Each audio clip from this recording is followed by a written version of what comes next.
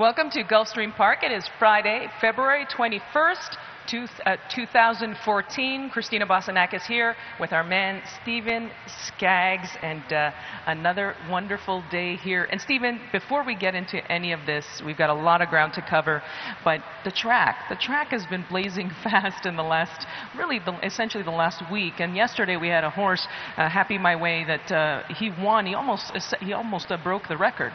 Right, that was an allowance race, so it goes to show you we've had a couple allowance races this meet where the horses did set the track record. You usually see that in stakes races, so that just means the track is faster than it has been in years past. Now, in fairness, he is a stakes caliber horse, and he's a very fast horse indeed, but that is definitely something that we're going to be looking at today in terms of the speed. And I noticed a couple of races in here especially that some of the speed horses have scratched out, leaving some horses seemingly alone in front. But before we get into all of that, it's a big weekend here at Gulfstream Park because we have a very big race and a big racing day and a big huge card tomorrow, headed by the Grade 2 Bestaloo Stables Fountain of Youth. And what a cast of characters we have in there, Stephen, just like a tremendous field. Before we get into that, we can take a look at last year's running of the Fountain of Youth, and the winner last year was Orb. But he went on to not only win the Florida Derby, he also won the Kentucky Derby. Right, it goes to show you how important this race is tomorrow, and we've got a full field. The Derby winner came out of it last year. Yeah, and we don't have video of that. However, we can just a tremendous horse that came out of that event. So it just goes to show that this event is so important, not only for here in southern Florida, but also going on to the Spring Classics. And we have also a carryover today in the 20-cent Rainbow Six. $1.1 million. It's just above that. It will be well over that later on this afternoon. That starts in race 5. But just a little bit of breaking news. Mucho Macho Man, who won the Breeders' Cup Classic and also won the Sunshine Millions Classic. Frank Stronach, Adena Springs, has purchased an undisclosed interest in the horse, and they will be partners in terms of racing him, and also likely to stand at Adena Springs following his career. But the good news is Kathy Ritvo will still train him. Right, it makes sense with the sire standing at Frank's farm, Adena Springs, the sire being Macho Uno of Mucho Macho Man. So glad to see that Kathy gets to go on with him. And what's the next race going to be? Do we know? Santa Anita Handicap is where he's going to go, so that's going to be exciting. He might even meet Will Take Charge, who ran second here in last weekend's Dawn Handicap. That was a Grade 1 race, so very exciting. Nice horses that have been racing down here in Florida, and also that are moving on to take over the world, really. Speaking of taking over the world, I saw this morning that Twilight Eclipse, who won the McDermott here, he won last weekend. He's going to be running in Dubai. They're sending him over to Maidan to run in on Dubai World Cup Day. So these horses really here in Florida, really. It's not just the localized, the locale here. They don't stay in Florida. They travel all over the world to run. Right, and it just goes to show you, Animal Kingdom came from Gulfstream last year and won the Dubai World Cup. So Gulfstream produces plenty of competitive horses for the Dubai Carnival. It sure does, and we have a lot of ground to cover. 10-race card today, and let's get going with the first race on the card. It is a 10,000 claiming event. It is 6 furlongs on the main track. There are a couple of scratches in there, number 2 and number 4. And my top selection, I'm glad to see who you went with. I went with number 5, Megalith, who really didn't show his best form. That was going a mile in the slop here and at the end of January. But Stephen, I think in terms of his numbers, I was looking at the Thurgraph sheets prior to that, his numbers are pretty strong and a lot better than most of these horses. Right, this is a huge class drop for Megalith. His last few races he's running for 35,000, 20,000. The trainers dropped him in for 10,000 today, and it gives me confidence that Luis Saez has chose to stay aboard. Like you mentioned, he has back figures that beat this field. He has 11 on the Ragozin sheets, 100 Beyer. He is the horse to beat in here. But there's some other horses that are going to be running early. I saw a lot of speed in this race. I saw a lot of speed too, but I noticed when a couple of those horses scratched who were likely going to be showing speed in here, I thought that maybe Tripolar might be one of those that's forwardly placed. Right, and then the 3 Grand Jet Setter, we have to mention this horse is 3 for 4 at Gulfstream with the second, so I think he'll have something to say about it before it's over with. You know, we were just looking back at Tripolar's race last time, and that was a pretty impressive race. Now, that was in the slop, and this horse really does have very good form on the slop. But he also met on that particular occasion a number 6 Newspaper Boy. He was favored that day, Stephen, Newspaper Boy was, and he was 3rd. Do you think that was a function of the track? It might have been, but I would like to say that the Tripolar, since Diane Alvarado's got the horse, she's moved him up. So his last 3 races, he's a different horse. He seems to be. On to the second race on today's card. It is a 12-5 claiming event. It is a mile on the main track. It kicks off the early pick 4 and does 2 scratches in there, number 3 and number 7. I went with number 4, Dreaming of Andy A., who likely, and speaking of Diane Alvarado, this horse was actually claimed 2 back from Frank Calabrese and now running with Diane Alvarado. But that was a pretty tough race last time, and now I think we're dropping back to a more reasonable level. Right, and it's at the distance he won his first race in. I went with the 5 Coconut Row. I went with the filly against Boys. I need Luis Saez to win the early double. He's on both these horses, but she gets a little bit of a weight break facing the Boys, and I thought the 4 and 6 might hook up early in this, and I like that she can pass horses, and she is one at this distance and at this racetrack. So I went with the filly. Maybe I'll get lucky. On to the third race on the card, which is a $25,000 allowance optional claiming event. It is a mile and 16th on the main track, and we do have 1 scratch. Number 1, Southern Dun, has come out. I went with number 4, Parc Monceau. I'm going to give this horse, and I remember, I think you were on the last time we talked about this horse, this filly. I'm going to give her 1 more shot. I'm hoping the blinkers are going to sharpen her up a little bit. This happened to me with another horse last week from the Gary Contessa barn, where it was that horse that was finishing second, put on the blinkers, and it was enough to win. I'm going to give her 1 more shot here because I think that she's pretty good. It's just she doesn't seem to want to win, and maybe this will sharpen her up and get her in the winner's circle. Well, I think only 2 horses can win this race. Yeah. It looks like the 3 Majestic River or the 4 Parc Monceau. I've been on the 4 the last 2 starts. I'm giving up. I'm on the 3. I do think Parc Monceau will run second though, but the 3 Majestic River was a very impressive filly here last year.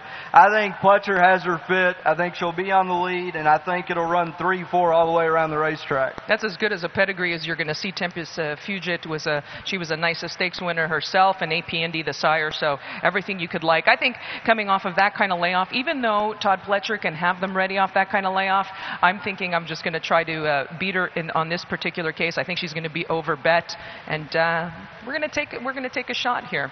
On to the 4th race on the card, which is a 12-5 allowance, a 12-5 claiming event. It is 6 furlongs on the main track. And my top selection in there, I went with number 3, B Boston Strong from the Nick Gonzalez barn, and took some money last time and was eased late. But that was going a mile on the turf. And now we're getting back to the sprinting on the main track. Right, and 3 races back, this horse ran 3rd to Broome Street and Majestic Cause. Those are 2 really nice horses down here. That was a 2 other than. The horse's last race was a claiming 50,000 race. Nick Gonzalez triple drops and maybe even quadruple drops him in for 12-5. I think they're trying to win this race today, but taking a risk of losing a nice horse. Yeah, definitely, and with the services of a Dylan Davis aboard, and so that was actually looks like we were perfectly aligned in that particular race. We're going to take a short break, folks. We'll come back and have a look at race 5, which kicks off that 20-cent Rainbow 6, and there is a carryover over $1.1 million. The OBS March 2-year-old sale is the Grade 1 source to the world, with undefeated juvenile champion Asia Express in Japan, Grade 1 juvenile stakes winners by Conquistadore, Secret Compass, and Bondholder, King's Bishop winner Capo Bastone, and Breeders' Cup Sprint winner Secret Circle in North America. Make plans to find your next Grade 1 winner at the OBS Selected 2-year-old sale, March 10th and 11th. OBS, we measure success by performance. ExpressBet brings you a whole new way to play the races. An easier, better way to wager on your favorite tracks. With a more streamlined interface for faster wagering. With more handicapping insights from our world-class experts. With more racetracks, nearly 200 to choose from. And with your personalized multi-view wagering screen, your tracks, your wager pad, and your video are all on one page. It's simply the best way to play the races. Your way. Welcome to ExpressBet. Your way to play. Welcome back to Gulfstream. We're going to have a look at today's 5th race, which kicks off the 20-cent Rainbow Six, and there is a carryover over $1.1 million, and it is a 16,000 claiming event, 7.5 furlongs on the turf course, and my top selection, number 8, Lucky Empress. I sure hope you have a good day, Stephen, because I see we're really on par with a lot of our picks today. Right, we're in tune. Yeah. I like the 8 Lucky Empress as well. This horse barely got beat last time, and I like that this horse is cutting back from 8.5 furlongs to 7.5 furlongs. The horse was second by a length at this point in the race last time. I like that Lascano stays aboard. To me, this is the horse to beat, and it seems like the Sibeli horses are starting to heat up. Yeah, they definitely are. So I think that I also use this horse on top, but I see that underneath we went in a different direction. I went with also number 6 in there, who I thought might be settled in a stalking position. That also has a win over the track, although facing winners for the first time, and that's number 6, Gift of Speed. But you went in a different direction there. Right. The 1 and 2 have the same thing in common. They're both dropping significantly. One out of a $25,000 claiming race, one out of a starter allowance. Today is for 16. Moving on to the 6th race on today's card, which kicks off the Pick 5. And we do have a couple of scratches in there and changes. Number 1, Santa Mia. Number 5, Cleveland. Number 12, Rogue Lady. Number 16, Starship Mystique are all scratched. We have a couple jockey changes. Number 7 is Kendrick Carmouche. And number 11 is Javier Castellano. And I went with number 4, Bachata Dancer. And Bachata Dancer really didn't show up last time. And I liked her last time. She was running for the first time, or supposedly she was entered for the first time on the turf. That race came off the turf. It was in the slop. I thought Bernstein, Rahi Mare, I'm all over this. I think that's great turf angle, right? She doesn't run. She runs poorly that day. And I think she was pretty well meant going up to that race. However, I'm willing to give her another shot. This time we're staying on the turf. Perfectly said. I'm on the same horse. This horse is 20-1 morning line. We didn't get together on this, but we like the horse for the same reason. Last time this horse took a lot of money, and the horse was supposed to be in a 5-furlong grass race. Today, like you said, by Bernstein, out of a Rahi mare, that's perfect 5/8 on the grass. We're giving this horse one more shot at the supposed right spot. Yeah, and the thing is with her as well, she dropped the jock right at the gate, and I had that in my notes, and I'm thinking, one horse maybe just to watch her in the paddock and watch her going to the gate. As the paddock lady, you know that I will be doing that. I'll be watching her very closely going up there, but hopefully she'll turn things around this time. On to the 7th race on today's card, which kicks off the late Pick 4. There is one scratch, number 5, Unseen Visitor. And I went with number 7, Big Belief, from the Brian Lynch barn, and coming into this off of a 3rd place effort. That was coming back off of a layoff. Although there are several horses in here, there's several ways I think you can go. And I see that you went with number 6, and that's Best Behavior. Right, this horse is going to have to repeat the same effort she did last time, but Best Behavior ran an 87 by her that day. She ran an 8 on the sheets.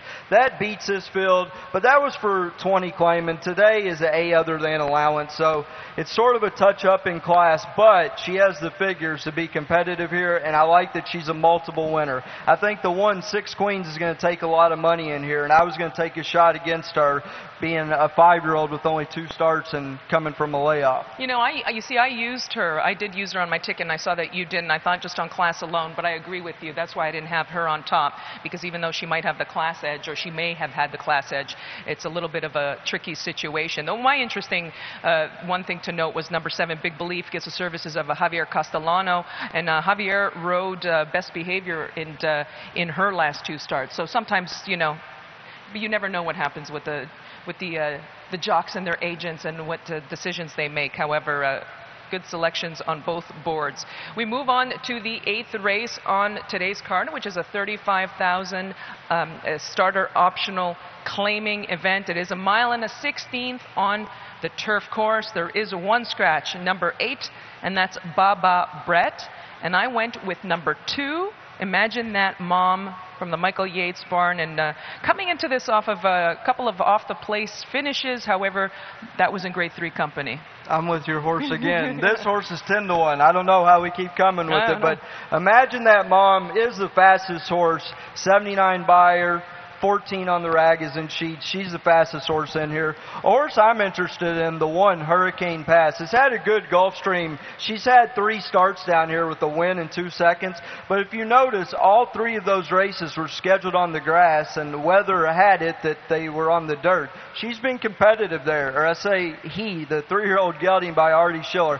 I want to see how this horse can do on the grass at Gulfstream. Yeah, I think number 2, Imagine That Mom, just needs a confidence builder, because we've been getting our head yanked off in the stakes company. So I think that a confident builder will help. I also used another horse, number 5, and that's Proud Azteca, and 3-year-old colt by Kitten's Joy, who ran a pretty good race last time, and now we're changing over from Julien Leparoux to Rosario. One caveat on that horse, his win was via DQ, so he's the one horse in the field that hasn't crossed the wire first. Yeah, he certainly has. Good race, and as you mentioned, he did win via disqualification.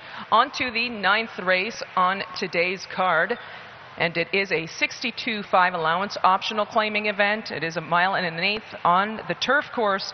There is a scratch from the also eligible main track only entrance, and that's number 9, Sonia's Angel. And I went with number 5, Bold Kitten. And from the Mike Maker barn, Javier Castellano gets aboard for the first time on this 4-year-old filly by Kitten's Joy. And last time at Calder back in December, ran in an off-the-turf event that when it was she was fourth that particular occasion. But I think that she really wants to be on the turf. Right. I think the 6, White Rose, is probably the horse to beat. She exits a grade 3, before that a grade 1. I chose her second just because of the layoff. I love the 2 in this race. Antonia Autumn. This filly is this mare is 1 for 1 at Gulfstream. Her last race, she had to do that from the 10 holes. She gets a way better post position. The 2 horses that ran behind her last time, Ifraj Pink and Aunt Martha, both come back to run good seconds. I like that Leparoux's 1 for 1 on this filly. She ran a 9 on the rags and sheets. She repeats that effort. She wins. I don't mind the extra distance with her closing kick. Yeah, and you know, both of her wins have been at a mile, which is a good point, and she is stretching out. She's a half-2 Gio Ponte, a real nice horse, obviously. I mean, that's an understatement. He's a 2-time champion on the turf, also champion older male, and multiple grade 1 winner. So you would almost think if she takes from, she has anything of her half-brother in there, she's going to be able to carry her distance. And she's also a beautifully classy filly. I think she's going to be she's a stakes caliber filly. Right, I think she wins this race. She has a big year. I think they'll be looking to get black type after this. What do you make of, you did mention number 6, White Rose, and it's funny, I had the same feeling about her. I was trying to go to pick against her. I do think that she's got the quality. She's been running in stakes. Her last 2 were in graded stakes company last fall. And the horses she finished behind, Laughing Tannery, that was in the grade 1 Flower Bowl. Laughing was up for an Eclipse Award as a champion turf mare, and Tannery was running in graded company against the Colts, and she came back an inimitable Romany. She came back and won for Graham Motion here just the other day. So nice. She's been keeping really good company. Right. She's faced the best horses in here. Another horse, 7, Eastern Atlantic. She's going to have the lead in this race. She gets blinkers. If they let her go, disrespect her, she's fast enough to win this race as well. So at a price, if Rocco can manage the lead, 15-1, she's worth taking a shot. I love this race, though. It's a great feature on the Friday card. It is definitely a great feature. Several horses that you might throw in there. What do you make of the number 1 Galloping Giraffe? She was a bit of a question mark for me. She is by Tappet. I usually don't. I don't mind the Tappets. Actually, I kind of like the Tappets when they're going on. They're trying the turf. The distance will definitely help. And again, most Tappets can handle a distance of ground. She's run pretty well over 9 furlongs. She's been off. Her last few races were in stakes company. But what do you think of her? She really hasn't been, in the mix in her last 2. I'm against her today because Well, she won for maiden 65,000 when she did win a race. This is a lot tougher company, but I think the reason they might be trying her on the grass today is her running style. She might not be quite fast enough to keep up on the dirt at Gulfstream, so I think her coming to grass down here, you'll get her best race, and like you mentioned, the mile and eighth should suit her. She probably even wants further than that. So the speed horse in here is going to be number 7, Eastern Atlantic. That horse is loose on the lead. I see her running by herself as far as she can. On to the 10th and final race on today's card. It is a maiden special weight event for 3-year-old fillies. It is 5 furlongs on the turf course. And there's 1 scratch, number 2, Sassy Salsa. And there's first-time Lasix on number 7, and that's Fancy's Secret. And I went with number 5, and that's Scatcapade, and the first-time starter for Christophe Clement, whose numbers are pretty good with his first-time starters, and Scat Daddy, they can sure handle the turf, too. I think that filly's well meant. She's also, it's worth noting that she's a Florida bred, so Christophe might have laid and waited for this spot running at Gulfstream and get the most of the purse money. I went with the 4, Chief Dante. Even though this is a 5-furlong grass race, I really didn't see that much speed in here. Chief Dante ran a mile, or 7.5 furlongs last time. She went about 5/8 of a mile on the lead, so I'm hoping today she'll catch the wire. Yeah, that's one to use. And also a couple of other horses that I saw that you used. You also used Scatcapade. You also used number 8, and that's WV Mountain Mama, and really didn't show much in her debut, but now this is a more than ready filly trying turf for the first time. She's a full sister to a stakes horse, Audacious Chloe, and trained by Jason Service. You can't beat that guy down here.